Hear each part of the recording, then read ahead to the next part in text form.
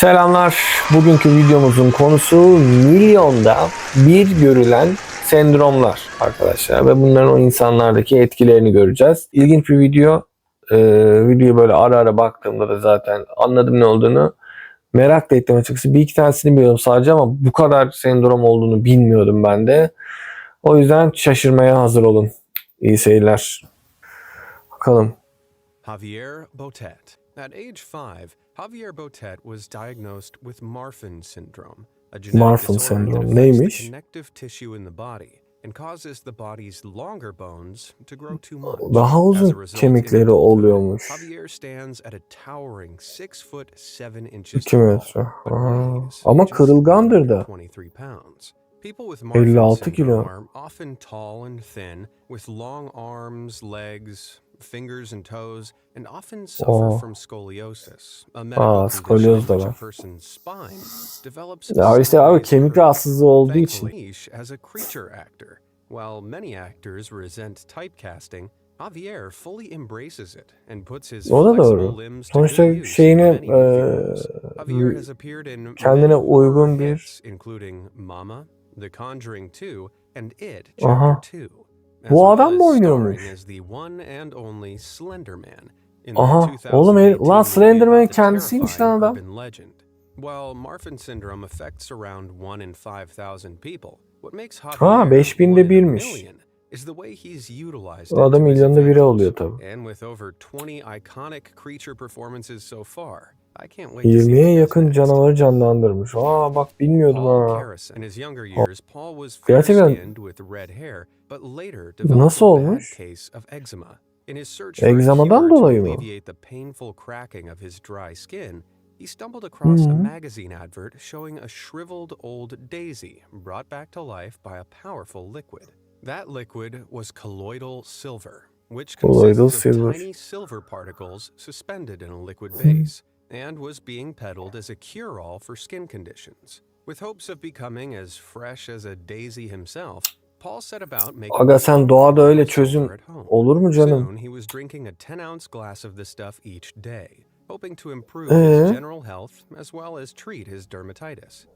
Abi doğada After a bulduğun few çözüm years olur of mu this ya? regimen, Paul developed a case of what doctors call argyria. In other words, Argyria. he turned completely blue. This blue-gray discoloration of the skin and eyes is caused by an excessive buildup of silver ions, like those found in colloidal silver. The condition is extremely rare but completely O kadar nadir irreversible. ki. And Paul Hiç was, duymadım oğlum bunu. ironically, left with skin that drew way more Makyaj attention than his eczema makyaj ever falan would. zanneder. Oğlum Despite doğada becoming bulduğun more saçma sapan reclusive şeyleri to avoid the içmeyin. stares, Paul never stopped taking his colloidal silver potion. Hala He alıyor passed mu bir away de? on September 23rd, Allah rahmet eylesin. 2013, at the age of 62, after suffering a 62'de. stroke that was completely unrelated to his argyria. Ha tamam, In fact, hastalığıyla argyria bağımsızmış isn't bu arada considered kalp to krizi be all that geçirmesi. dangerous at all, save for the damage to your ego having to explain Allah to Allah. everyone you meet. Oğlum adam ya mavi diyoruz da daha gümüşümsü bir şey olmuş. Niye öyle bir şey var kafasında? İspanyolmuş. Akromatopsiya. Hiç duymadım lan. Ha, renk körü. Can only see the world in shades of black, white, and gray. For 20 years, Siyah, Neil's beyaz, gri life mi was in görüyor? grayscale until he acquired that distinctive piece of headgear in 2004. Ha, It onun isn't just iki a sayesinde mi? high-fashion hat. It's actually an antenna that's permanently attached to Neil's head. This cyborg Ulan antenna kalıcı is a olarak mı sensory kafasında system o? created to extend Neil's perception of color. It's actually implanted into his skull, attached to his Oğlum occipital hiç bone, duymadım and böyle bir uses şey. tech to allow Neil to hear colors. The antenna Renkleri features mi a duyuyor? camera that translates the different colors it detects into vibrations of different frequency, transmitting those vibrations inside Neil's head through the bones in his skull, which are felt and detected in the inner ear. Resim yapıyor. Ne kadar ilginç Steph bu arada. Sanjati. This is Steph Sanjati.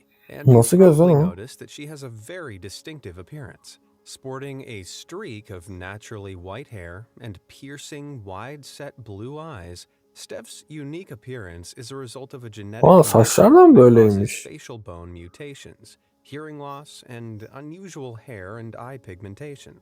This collection of symptoms is what's known as Waardenburg syndrome. And in Waardenburg. Hiç 2015, duymadım lan. Steph shared a YouTube video explaining her experiences with the syndrome that's now garnered almost 10 million views. While Waardenburger syndrome affects an estimated 1 in 40,000 people, O ne and kadar those nadir. piercing blue eyes and pale patch of hair may not be completely unique to Steph. Zhang Ruifang. In 2009, a Abi boynuzun var 100-year-old gerçekten. named 100 Zhang yaşında. Ruifang from China's Henan province noticed something strange, hard, and brown Nasıl ya, growing gerçekten from mi? the left side of her forehead.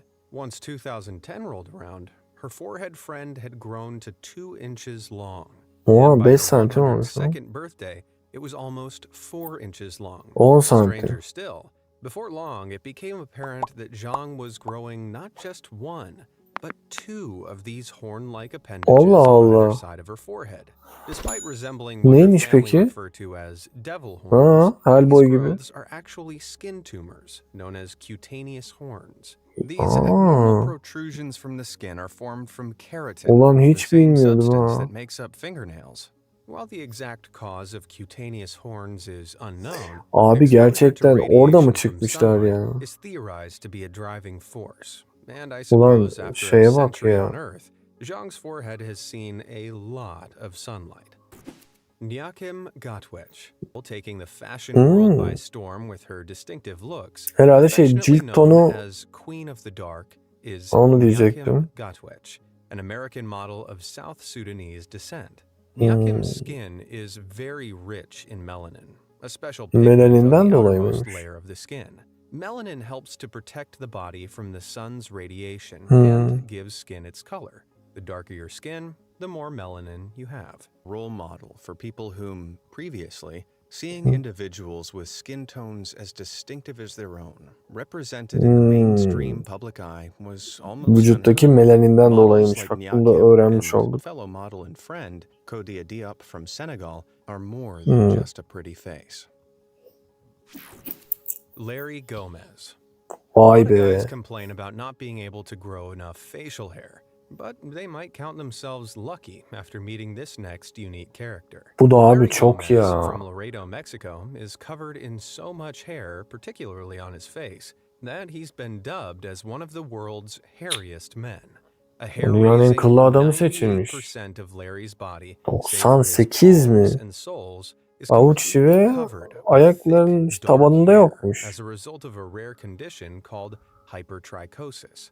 Hypertrichosis, also known as werewolf syndrome, results from a Kurt adam chromosome mutation, sendromuymuş. causing the production of a thick coat of hair all over the body, as seen here with Yu Zhenhuan of China, and most commonly O gene appears in a iyi. person's Aa. early years.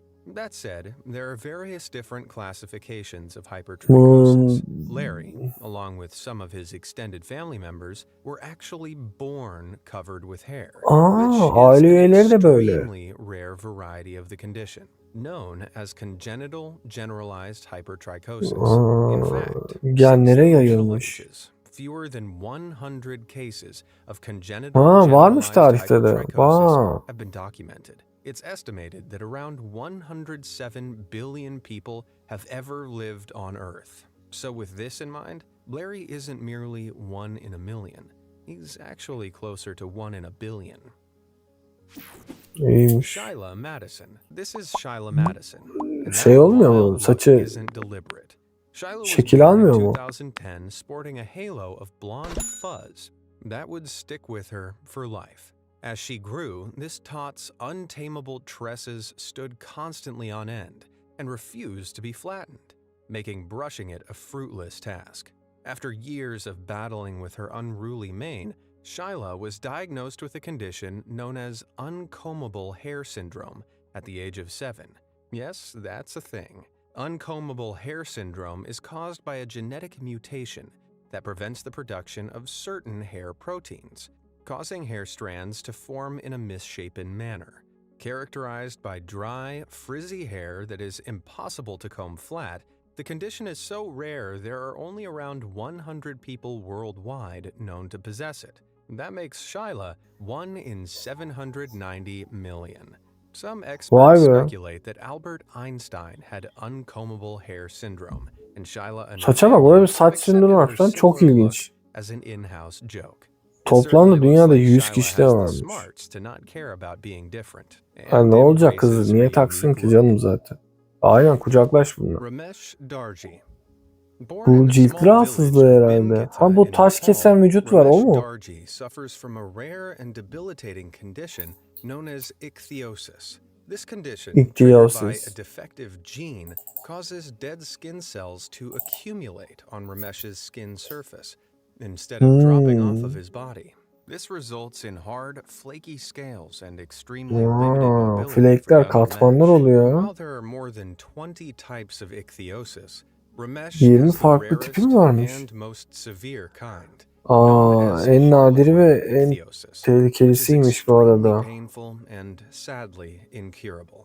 Ramesh's skin grows a shocking 10 times faster than it should, which Normalden led 10 to his skin kat daha. becoming solid, almost like stone, requiring his Ha, family to taş kesiyor constantly vücut. apply moisturizing ointments to ease his Nemlendiriyormuş symptoms. devamlı. Just by chance, a reporter from the Kathmandu Post happened to walk past Ramesh outside his home in 2016.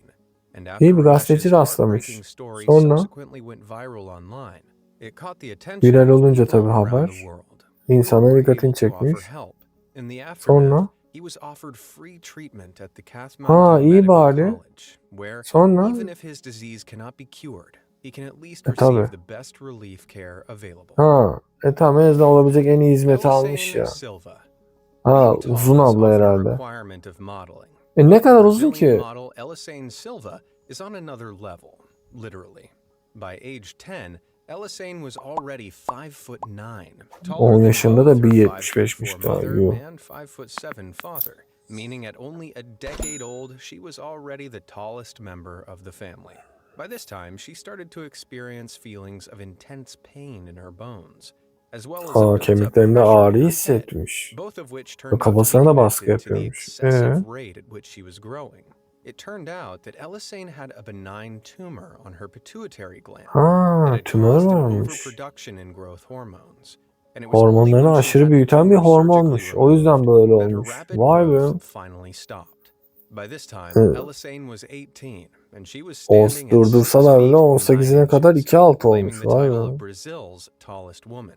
Excessive growth, Brezilya'nın like uzun that kadını experienced olmuş. by Elisane, is known as gigantism, which is an exceptionally rare condition with just around 100 reported cases to date. While Elisane's height is certainly staggering, and alongside her figure and flawless features has helped her begin a Çokmuş. modeling career, she's not quite the tallest woman in the world. That title is held by Kim Turkey's varmış? Rumeysa Gelgi, who Aa, stands bilmiyordum 7 lan. Aha, feet Türk çıktı. 0.7 As inches bayrakları tall. lan, as as One as. thing that makes Elisane unique, however, is her 2.15'miş. husband. Love comes in all shapes and sizes, and 5'4" Francinaldo wasn't at all 1.62. afraid to reach for the stars, with the couple getting married in 2015. The two had a son together in 2018. Acaba and onda da baby öyle bir şey var number mı? two is also on the way. Although the jury's still out on whose height these kids will inherit. Aynen, çocuğun boyu David nerede olacak Vedder. diye. Şey mi? Compared to the life of Güneş David, alerjisi mi? our lockdown woes seem like a walk in the park. On September 21st, 1971, David Vedder was born in Texas with a hereditary Okay. disease that made Evet, him Texas'ta abnormally doğmuş. susceptible to infections. Known as Enfeksiyona severe çok mu combined zafiyeti varmış? immunodeficiency, this rare genetic disorder affects the production of antibodies, which healthy bodies use to fight off infections. David's Abi antibodies vücut were almost üretmeyince completely defective, meaning as soon as he was ne born, derler he ona? had to be isolated Al in a yuvar, ak completely yuvar vesaire germ-free üretmeyince mikroplarla environment at the savaşamıyor. Texas Çok hassas Children's oluyor. Hospital, which became Aa. his home for most of his life. Yani çocuğun Often hiç mikrop considered kapmaması living in a lazım abi bubble hayatı just a figure boyunca. of speech, this way of living became necessary for David's survival. Everything Tabii canım, entering çok kötü. David's bubble had to be thoroughly sterilized, Her including şeyin water, sterilize olması air, lazım. food, Su, diapers, yemek, and kıyafet, clothes. To do bebek this, bezi falan, items her had to be şey. placed in a chamber filled with a special sterilizing gas Her şeyi koysan seze makinesine and heated to 140 degrees Fahrenheit. 60 derecede Not only ısıtılıyor her that, but şey. David could only be touched using special plastic gloves Ve that were sonra attached to a wall of the chamber. eldivenle falan Despite seviyorlar all of çocuğu. this, David's parents and doctors were determined to provide him with as normal a life as was possible. They installed a playroom and TV in his İyi. bubble, and also made sure he was provided with a İyi formal eğitim de education. almasını When David sağlamışlar. was 4 years Televizyonunu, old, oyun they odasını, figured her out he şeyini was able to kurmuşlar. poke holes in his bubble using a butterfly syringe that had been left inside the chamber by mistake. After discovering this, to their horror, doctors explained to David what germs were and how they affected him differently than they affected other people. Vücuttaki balonları patlatmış. David was suddenly aware of the dangers of the outside Ha world. tamam. Oğlum niye Regardless, patlatmış? as he grew a little older, he grew ever keener to explore the outside world. Hoping to give the Sonra? little kid a fleeting chance to experience normal life, the hospital doctors reached out to engineers for help. Wound up receiving assistance from the last Balon place işine mi you koydunuz might oğlum expect. çocuğu? NASA. That's right, a group of NASA researchers used their experience with spacesuits to create a special suit that would allow David to finally walk around. Ha, NASA'dakiler yardım The etmiş. suit took 3 years and $50,000 to make and was completed in 1977, before David's 6th birthday. Niye 6 The suit itself yaşındayken? had an 8-foot-long tube tethered between David's isolation bubble and a Abi transparent düşsene kaç sphere yılını worn over his head, which o functioned as a biological isolation dezenfekte system. edilmiş alanda Unfortunately, geçiriyoruz. though, the suit proved very uncomfortable for David, and it rarely saw Tabii. much use. By the time David was 12 years old, $1.3 million had been spent on his care.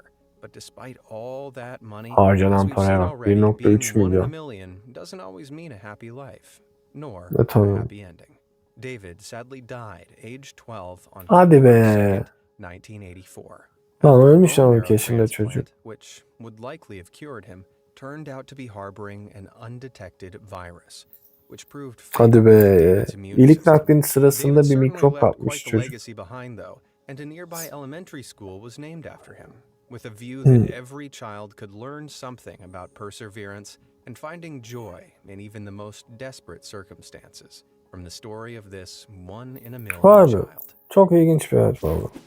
Milagros Cerón. Milagros Born mucize değil in mi lan? Juan Cayo, Peru Aa. on April 27, 2004, Milagros Cerón was undoubtedly one of the most O yüzden unique Milagros humans demişler ya. you'll ever Şey mi bu? see. Deniz Although kızı most of sendromu falan mı? Milagros's internal organs, including her heart and lungs, were in perfect condition, she was born with some significant internal defects, collectively Allah known Allah. as cyrinomylia or mermaid syndrome. Vallahi bildim lan Her adından. digestive Gördünüz and mü? urinary tracts shared a single tube, while on the outside, her legs were fused together from abdomen to heel, with her feet splayed out in a Ayrılmamayı V shape, seçmiş ha. looking just like a mermaid's tail, hence the name of the syndrome.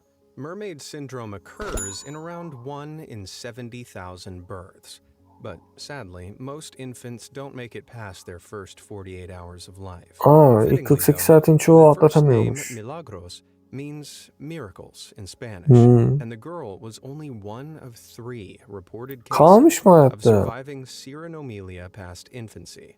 Dr. Luis Rubio treated Milagros from when she was just a couple of days old, and along with a team of surgeons, was able to separate her conjoined legs when she was 2 Hadi years bari. old. Yapmış 2 years old'da ameliyatını yapmış. Milagros was miraculously walking Peki, by herself. ha yürüdü mü diyecektim. Ha iyi And ran bari. around the playground with her classmates. Despite beating the odds to survive and even walk, Milagros sadly passed away at the age of 15 from a kidney 15'inde problem vefat related to her etmiş. condition. Ha, Still böbrek affectionately sorunu known varmış. as the Little Mermaid, it's safe to say that Milagros's cheerful demeanor Neyse en azından inspired her kendini heartbreaking öyle story gördü ve o and teaches yürümenin all something about what really tadına matters in life. çıkardı diyelim. Rama Haruna. It's easy Oğlum to nasıl forget lan? sometimes just how amazing the human body is. Ne We gördük often take oğlum? for granted our ability to do our daily tasks. But Rama Haruna is a testament to the human body's ability to exist, even in a Normal form kafada that seems küçülmüş bir vücut impossible. bu. Born in Kano in northern Nigeria, Rama appeared to be a healthy baby. But as she Tamam. got older, it became apparent that she wasn't like other children. At the age of 6 months, both Rama's legs and one of her arms inexplicably stopped growing, while her head, neck, and kollar ve torso bacaklar continued as büyümemiş. usual. This mystery Gövde ve condition baffled büyümeye doctors devam and etmiş. left Rama unable to do basic tasks such as walking, crawling, Tabii or even yürüme holding most enekleme items. Due to the immobility tutamamıyormuş her bile. condition caused her, Rama was left living her life inside of a bucket that family and friends used to carry her around. Ulan It was eventually bir yaşıma discovered daha that Rama girdim. was suffering from a severe case of phocomelia, a condition that Fokomilia. causes malformations of body, face, arms, O and legs. çubuk da kafası thought to be yukarıda due to kalsın diye errors in bu the arada way hani. chromosomes Destek replicate in the olsun diye. sufferer's body. According to research, phocomelia occurs in just 4.2 per 100,000 births. But few suffering as severely as Rama have survived past infancy, meaning İyi her var, life, hayatta though kalmış. limited to a bucket, was somewhat miraculous. Shortly after a photograph of Rama and her bucket went viral online in 2016, an anonymous 2016'da viral donor olunca. provided her with a wheelchair to make getting Ha, around iyi easier bari. for her En and her azından family. bir Despite her tekerlekli sandalye disability, vermişler. Rama was always in high spirits and had dreams of opening her own grocery store. Sadly though, she Kendi passed marketini away on açmak Christmas istemiş. Day in 2019 Ha, at the age of 2019 19 Christmas'ında from 19'unda vefat etmiş. complications Allah rahmet surrounding her eylesin. condition. But if a girl Ne kadar willing to spend ilginç her life in valla. a bucket can smile through it all, instead of being sad at her passing, we can use her story to give ourselves a little strength too. Virsevia Borun Goncharova. Taking a look at this Gonçalo. picture of Virsevia Borun Goncharova from Florida, O USA, ne you might abi? assume she's just like any other girl. But Kitle mi yoksa? Virsevia was actually born with a condition that caused her ribcage and abdominal muscles to form irregularly in the womb. This resulted in her heart forming outside of her ribcage, leaving Kalbi it exposed dışarıda. below only a layer of skin. And you can even see it beating. Pentalogy of Cantrell, also known as thoraco-abdominal syndrome, is an extremely rare condition that affects around 5 newborns out of a million births. Ne kadar Thanks to the power ilginçmiş of lan. evolution, the regular human ribcage forms a protective enclosure around some of our most Göğüs vital kafesinin organs, sendromundan the heart dolayı and lungs. kalp onun Because of her dışında. condition, Virsevia's heart is completely unprotected aside from the Aynen, skin that korunma covers her içerisinde değil, chest. göğüs While kafesi her condition içerisinde. does not cause Virsevia any pain in day-to-day life, she does Ama have to be extremely careful. tabii As a canım, small ne bump demek? or fall could prove Mesela üstüne fatal. yattın, baskı Still, yaptın like gibi many of the mesela. people we've seen today, Virsevia is a perfect reminder that there are many, many ways to exist as a human being. Kaşırken bile belki. Ya da abi yürüyorsun, top geldi mesela, düşünsene. Abi çok ilginçti lan. Milyonda bir görülen olay kişiler. Her birinin hikayesi ne kadar farklı. İlginç bir videoydu valla. Siz de keyif aldıysanız veya şaşırdıysanız ne bileyim, beğen tuşuna basmayı, yorum yazmayı ve abone olmayı unutmayın. Valla sağlığımız yerindeyse çok şükür diyelim. Ne diyelim.